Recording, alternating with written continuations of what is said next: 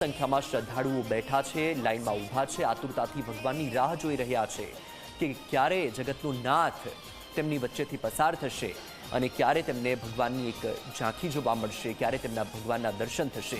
અને માત્ર ને માત્ર તેમના માટે બસ એક જ વાત મહત્વની છે, એક જ વાતનું મહત્વ છે કે તેમને ભગવાનની એક ઝલક જોવા મળી જાય, તેમને ભગવાનનો ચહેરો બસ એક નજર નિહાળવા મળી જાય। અને આજે સવારથી જ ભક્તોમાં એ જ ઉત્સાહ છે, એ જોશ છે, એ જોમ છે।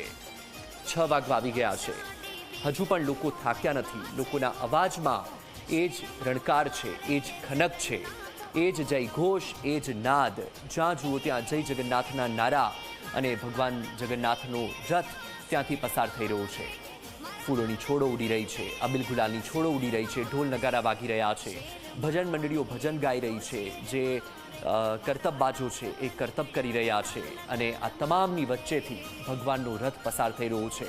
આ અલૌકિક દ્રશ્યો, આ દેદીપ્યમાન જાજરમાન રથયાત્રા માત્ર ને માત્ર વર્ષમાં એક જ દિવસ જોવા મળતા અદ્ભુત દ્રશ્યો, અષાઢી બીજના દિવસે માત્ર ને માત્ર એ જ દિવસે આ દ્રશ્યો જોવા મળતા હોય છે। આજે 147મી રથયાત્રા, દેશમાં યોજાતી રથયાત્રામાં બીજા નંબરની મોટામાં મોટી રથયાત્રા ગુજરાતના અમદાવાદની રથયાત્રા। તમે દ્રશ્યોમાં જુઓ કે જ્યાં જુઓ ત્યાં ફક્ત ને ફક્ત તમને માનવ મહેરામણ જોવા મળી રહ્યું છે। દૂર દૂર સુધી તમે નજર નાખશો તો દૂર દૂર સુધી તમને ફક્ત ને ફક્ત શ્રદ્ધાળુઓ, આસ્થાળુઓની ભીડ જોવા મળી રહી છે। આ તમામ લોકો બસ નિસ્વાર્થપણે એક જ સ્વાર્થ સાથે આવ્યા છે કે ભગવાનના દર્શન, ભગવાનની ઝલક જોવા મળે, ભગવાનનો ચહેરો એક નજર નિહાળવા મળી જાય, બસ એકમાત્ર સ્વાર્થ।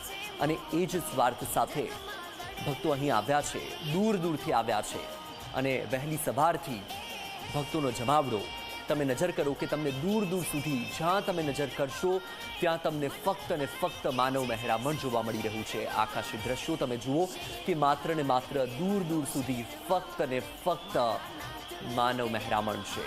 તો તમે જોઈ રહ્યા છો રંગીલા ચોકથી આ લાઈવ દ્રશ્યો જોવા મળી રહ્યા છે, તો બીજી તરફ તમને શાહપુરના દ્રશ્યો તમે જોઈ રહ્યા છો। તમામ જે વિસ્તાર છે એ તમામ વિસ્તારમાં અત્યારે ફક્ત ને ફક્ત ભગવાન જગન્નાથના આગમનની રાહ જોવાઈ રહી છે, પ્રતીક્ષા થઈ રહી છે। આતુરતાથી તમામ લોકો એક જ રાહ જોઈને બેઠા છે, તેમની નજર દૂર દૂર સુધી એક જ વસ્તુ શોધી રહી છે અને એ છે માત્ર ને માત્ર ભગવાનના રથ, કે ભગવાન ક્યાં છે, આ તમામની વચ્ચે ભગવાનનું આગમન ક્યારે થશે। દૂર દૂર સુધી